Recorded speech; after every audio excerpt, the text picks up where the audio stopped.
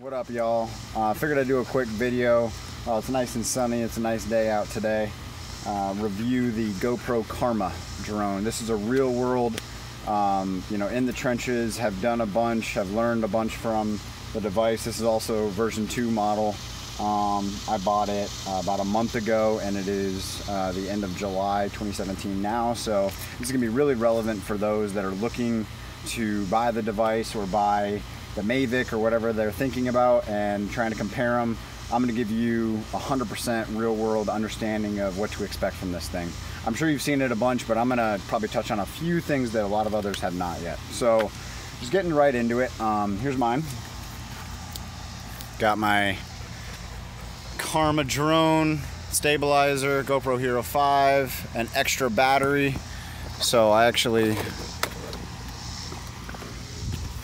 have 2 different batteries in this thing in case I need the extra air time. It's been really nice to have that extra few minutes of footage, and just doubling it up in the past couple of weeks has been nice. So anyway, kind of talking about finer points of the drone and using it and in real world application, what it looks like. The battery being, 18 minutes is probably the duration most people say. I would give it about 12 minutes in reality using sport mode. Most of the time you're going to want to use sport mode too, just because a lot of the times you're not going to get that same when you're dropping or you're increasing in elevation. You usually get that little hovering. You don't get that with sport mode, and I always leave sport mode on for that reason. And you go almost 40 miles an hour in sport mode, so you really can't beat that.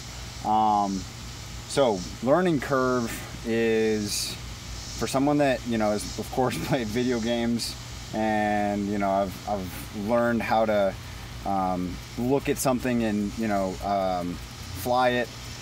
This was somewhat of a steep learning curve, but I'm also a person in video games where I can't stand using the helicopter. I know that sounds funny, just to explain real quick, but I'm not good at flying things typically, and I hate like whenever we're playing a game and like all my buddies get on and they're like, all right, you get in the chopper, you fly it. I'm like, well, we're going down in less than 10 seconds, just letting you know. Keep it 100. But in reality, flying this thing probably took me about a week just to figure out a few different ins and outs of how to actually film with it, and using auto shot and using different techniques to make everything look very, very professional. So what I've been doing is just so you guys understand my context, I've been working with small business owners and especially real estate agents, one in particular, to create video content, but kind of walk through drone fly-in style videos for homes that are trying to put on the market and sell. So because of all that, I had to learn. I've always used a gimbal before, so the Karma was cool for that, but I had to learn how to fly it. And I will tell you, learning how to make something look very, very captivating in a way where, the drone flies out or something and, or flies, laterally and then increases in elevation, those sorts of things. It takes a little bit of time just to figure out how to barely move some of the controls, how to, what I mean by that is instead of going all the way with it, just barely moving the controls and learning how to use those fine movements to make really captivating video, it frankly is difficult. I'm not gonna lie. So that's part of the entire situation here. The other biggest learning curve for me was, I don't have the type of money to burn. In fact, I paid for this thing on a credit card. So at the end of the day, like $1,100, I was really worried if this thing ever got damaged. So talking about the learning curve and explaining really quick, when I crashed it, I actually was trying to fly into a housing development to do a flyover for the entire community. And when I did that, it actually lost connectivity to the handset, lost connectivity to its original starting location, so lost that data, and then lost GPS connectivity. So it's flying completely on its own. And I'm gonna show you guys that video of like how it landed and everything. A blessing and a miracle, to say the least. If you watch it, you're like, but anyway, that is really worrisome to me. So I'm not trying to be critical of the GoPro. I'm just giving you an understanding of what to expect if you buy it. That's very worrisome, and that kind of ties into my next tidbit about connectivity, as well as just things to understand. Like, they say it's a 3 kilometer you know, limitation on how far it can go. Don't expect to fly this thing farther than 1,000 feet laterally away from you. Maybe 1,500. I mean, I've gotten away with stuff all the time, but what I'm trying to say is, if you don't want to lose this thing, if you don't want it to crash and lose $1,000, you know, you just don't want to do those sorts of things. So just in real world understanding, I never go past about 1,000 feet, and most of the time never past 500. And the other thing to explain about that real quick is, you'll always see a little marker down at the bottom where it actually will say, you know, if you're really close to the drone, it has green connectivity, of course, goes yellow and then red if you're losing connectivity to it, but it's usually periodically. Well, in some cases, I mean, you'll just be in the middle of, you know, it'll be like 300 feet away from you, and all of a sudden it goes red, and you're just like, what'd it do? And it's because there's RF connectivity, there's all sorts of radio waves, all that sort of stuff that are, because we have phones and everything nowadays, you know, all of that is on the same frequency. So they're saying in the next versions they might update that, but just to keep in mind, don't expect to be able to go further than 1,000 feet away from you. And I wouldn't expect to try and go much higher than like 250, 350 feet. Once you get in that 4 range and higher, you immediately lose. I started losing connectivity. Again, I know that, you know, this is only my experience and everyone's is different, but just giving you honest feedback.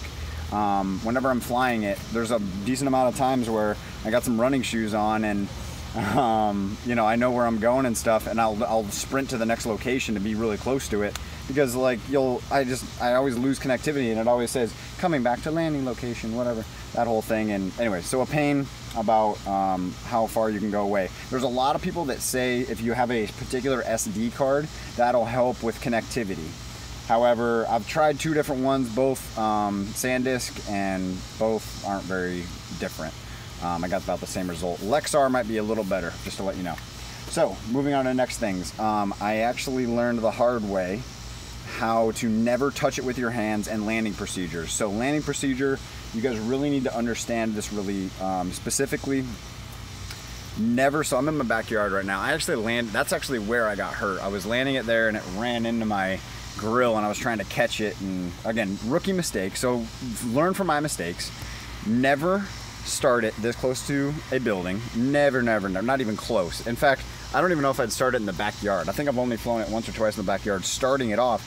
There's never a chance that it's gonna fly away or do anything crazy, but just be safe, you know, just because there's all sorts of little things that can happen. And what I mean by that, you need to understand what happened to me. So this problem was, it was flying close to the house. I saw it going closer to the grill. I mean, I was trying to land it on cement, remind you that. So I was trying to land it over there, and it just gently started, because when you're pressing the button to land it, it tells you can move the rotors around, but I mean, you're holding one button, and then you got to use your other thumb to try and like maneuver around it if it's going anywhere. And that was my first or second flight, and I had no idea like what the thumbsticks did that close. Now I have a really good idea. Like if I'm in trouble, I'm like, okay, tiny movements, you know, I can move it around. I don't mean to keep ranting here, but just so you guys know, always start it and always land it. Always take off and always land in open grass, at least 20 by 20 area. And there's a number of reasons why, but at the end of the day, if it goes any which way and like hits cement, it's immediately going to start to like, you know, hit something and then like make big movements, like, and the propellers are still moving. So you have the potential, and I already have, to break like 2 of them from it just like moving around, bouncing and breaking. It happens. Like I've already had it happen, and it was like nerve-wracking as shit because it was in a park. There were people around. So anyway, just, I guess the biggest thing I want to enunciate here is always take off and land from a wide open grass source. Grass is the best too. The reason why I like that is then it, like, even if it does like settle and bounce around, the blades of grass, believe it or not, like will like make it so that it sits right there, and like it'll just knock around a couple things, but like it won't, you know, it'll chop up the blades of grass, course, but it won't, if it lands on cement and all of a sudden like does one of these, and then like immediately it'll start taking off somewhere else. And I've already had that happen, and it almost went in like a river and everything. And yeah, it like took off and went 10 or 15 feet to the left because it just dug right into the cement, and then the blades broke, and then I almost thought a couple other things broke. So that I want to touch on build quality really quick. Build quality, in my opinion, and how it feels is a little bit flimsy, but it is plastic. I get all that, and I get like why they have to build it that way. So I'm not going to give any bad marks for it. It's just, you know, it still does feel like a toy in that regard a little bit. It's lighter than I would regularly anticipate, and when you take out that battery, you're like, there's nothing to this thing. But with that being said, overall, the build quality and how they made this thing, like, I haven't had any problems with like parts or anything. So in that sense, I think they did a really good job. There's a number of things I'd love to make a second video about, and maybe I will, about things I would change. So for right now, I'm going to leave that be. But the biggest things I was going to say about build quality, I love the propellers. They cut into my hand really bad, but they did not like dig in. So just so you're aware, if you ever have a big problem, that was literally right on propeller. That was like, you know, it was digging right into my hand as it was like spinning, you know what I mean, as fast as it could. Not as fast as it could, but quickly. I think that's a big thing about the build quality. For $1,100, my opinion, and so you have the Karma, which is $300, so you figure $800, you get the gimbal, the everything else. For $800, this is a ridiculous deal.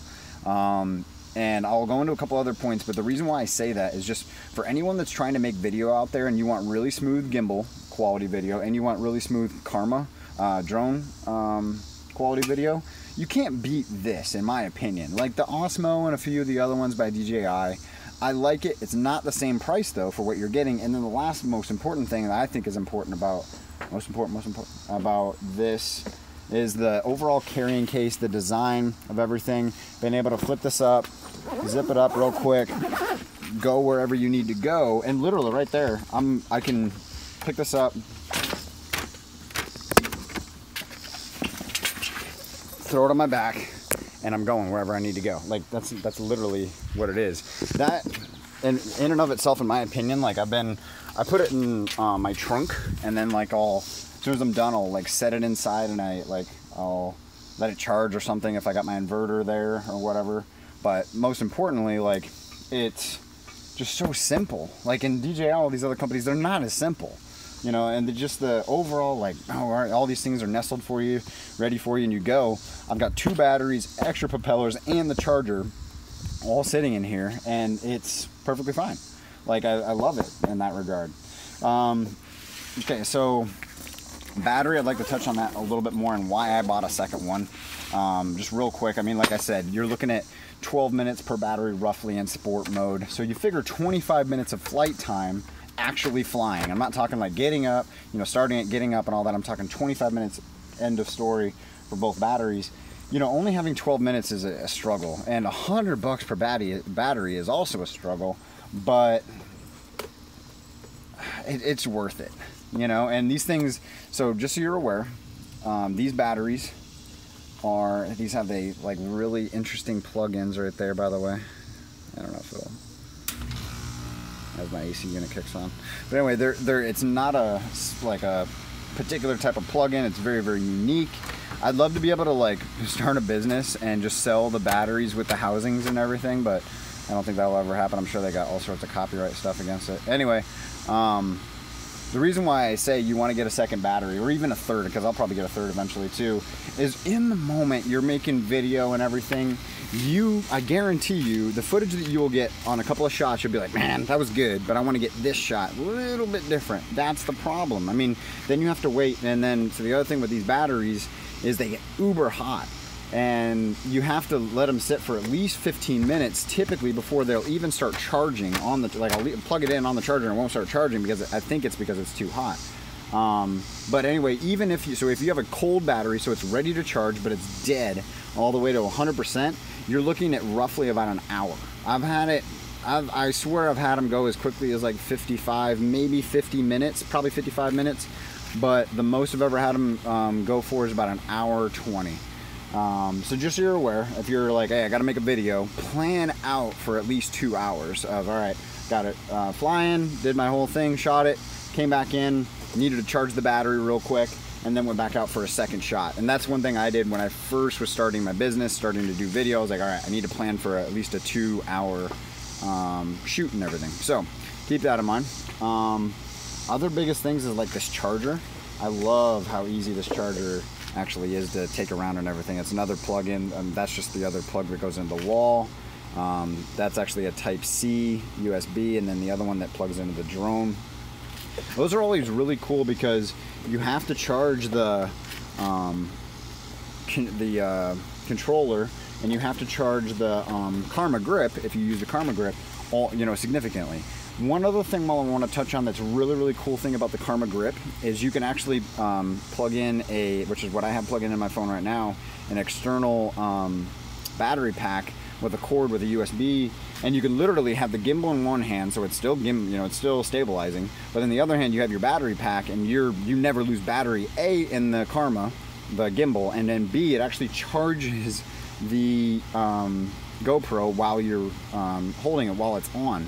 When it's recording, it doesn't charge it, so you're aware of that. But more importantly, like, it's ridiculously cool that I don't really need to charge the actual camera ever. In fact, I don't think I ever have, just so you guys are aware of that. I've always charged it through the stabilizer in the Karma thing, or it's always been in the drone, and the drone charges it too. So all that said, propellers being 20 bucks for 4 of them, I think is probably a pretty good deal. I think that's pretty respectable. The battery should be 50. Because we know what these things cost, which is all it is, and it's an external battery with a mount. That thing should be 50 bucks, and they're gouging everyone. I hate that. 50 bucks is even steep. This thing right here on Amazon or whatever was 20 bucks. What? So you're telling me the housing costs you that much to make? Come on. I realize that there's a board probably right there to charge all that, but it does not cost that much. Anyway. All right, so I got a couple other things that I just wanted to explain about restrictions, what to be prepared for. BeforeyouFly.com, go there before you fly, just to understand where you're going, understand in a certain area if you're restricted for flying, all important. You probably, if you want a commercial license like I do, you need to go over to the FAA and get a, I think it's called a unmanned aerial vehicle license, essentially, whatever. Very cheap, very easy. There's a handbook that's about 55-60 actual pages in material that you'll need to just remember, and then you take a test. Very easy, and so that's a big thing. Another big thing about restrictions and just being careful, I would get it. I don't even have one yet, but something that I'm thinking about getting that you guys should get if you buy one of these or any other drone, get a GPS tracker. If you ever do lose these, like I lost mine when it just started flying out of nowhere. I really wish I had something just to be able to know where it was. And I still don't, but I've told you guys, like, I don't go past 500, let it go past 500 feet away, and that usually safeguards me, and I haven't had another problem in hours of flying it. So that is really big. I also engrave your name on it, engrave your telephone number on it. I actually still haven't done that yet, but I need to do it. Or just write it in Sharpie, whatever. And then there was one other thing that's really important. Just look at wherever you're going. If you have to contact the air traffic controller, like if it's closer to an airport, just be careful. Just use common sense. That's all it really is. So the other thing I wanted to explain real quick is about auto shot. Auto shot, with the droney backing up away and out, the orbit, the cable cam going back and forth wherever you want it to go, and the reveal is the other one. By the way, I think they could easily firmware update or in the next actual model, GoPro Karma 2, they could have a lot more of those, and I foresee them having a lot better actual auto shots, and I could see them adding multiple layers of auto shot. Anyway, use auto shot to your advantage in so many different aspects, because you can actually still move the thumbsticks and it'll still go point to point, but you could actually raise and lower elevation while you're in the auto shot, and just auto shot makes it so easy that you don't have to worry about it flying somewhere else and or not looking professional. You can turn thumbsticks so the camera actually pans, and you can tell it to go from one point to the other point. That's it. It's really cool. So the last thing I'd like to touch on is, before I just give you my full overview, is the manual and the settings of the device. Whenever you have to go into manual mode and it doesn't have GPS connectivity, don't do it. Just period. Just don't do it. Like, I've done it a few times and I've had okay success with, all right, you really got to stay, because when you don't have GPS connectivity, it's literally going to go in, you know, about a 5-foot radius. It would go from me to him and back, you know, without, you know, it's just trying to stay close to its original location or wherever, and you are completely at the whim of wind and everything else. So just whenever you're in manual mode, or you don't have GPS connectivity, or the compass isn't, that's the other thing I was going to say, is you always have to, it seems like I'm always recalibrating the compass. Just do it, because I've already not done it once, and that's how I lost the drone the first time. So just to be clear, never do manual mode if you don't have to. So in kind of wrapping up, I know this has been a long video, but I wanted to give you real world experience, what I've been doing. Just for $1,100 with the actual camera, I mean, this is like it's a steal. You know, like, I realize there's the Mavic, I realize there's the, was it the Spark by DJI? I realize there's all these other toys out there, and that guy's got the reason why I say toy is Cody's chewing on his own toy right now. Alright, anyway, there's all these toys out there to be able to shoot video and everything. My thing is that it's simple. It's elegant. You don't have to worry about like all this other jazz. First of all, it's because it's GoPro. All you have to do is just take the, have a GoPro quick on your computer and just transfer the files. So it's just transferring files is easy. The backpack is ridiculously easy. The battery is definitely a con for me. Like, I wish it was at least 40 minutes, you know, but I realize that's just technology and they can't do that. Whatever. That's just a big thing for me. Or if it's not, if it's not 40 minutes, then give us a second battery when you buy it, because they easily could do that for the cost of what these things are, you know, $100 for the battery. Come on. That's ridiculous. Charging and everything, I like that. It's actually really quick. The battery's really quick at charging. An hour for that type of battery is ridiculous. I think that's why it's a 12 volt, by the way. I think that's like the biggest reason. Using the controller to know where you're going and the learning curve component, in my opinion, not as bad as I thought it would be. So I think a big plus there. At the end of the day, I just want to wrap it up by saying, if you're a beginner trying to learn how to use a GoPro for film and other things, and you're trying to make something, go buy it. Don't hesitate. In fact, don't hesitate for a number of reasons, but you can always sell it, and probably sell it for at least $700, $800, $900 used. And then the other biggest thing to me is it's the learning experience. Like, I learned so much by using this thing about video editing, about how to plan out my videos more, about business, and about like my own personal character. When the video, when the drone was lost the first time, like I didn't have a meltdown, but I was, yeah, like I told you guys, I paid for it on a credit card. I don't have this kind of money right now. I'm still building a business. You know, it really hit me hard, but then a friend of mine was just like, look, you're always going to have trivial fiscal problems in your life. This is still a fiscal problem. You know, it is what it is. If you lose it, you lose it. You just got to battle back. So that was a big thing for me. I know, going off on weird tangents, but the biggest thing I want anyone to know is, for the beginner market, you know, just the way they set it up and everything. I know everyone says that there's other things out there that are, you know, slightly cheaper, you know, slightly better, but in my opinion, for what you get, and, you know, doing, you know, these types of videos and, you know, walkthroughs, or, you know, showcasing anything, I think there's no better. And I've compared the other ones. I haven't had them, but that's just my 2 cents. The overall, putting it on a backpack, being able to throw it over your shoulder, the learning, can understand this, go buy it. All right, look out for part 2. I know this has been long. I appreciate you guys watching. I'm out.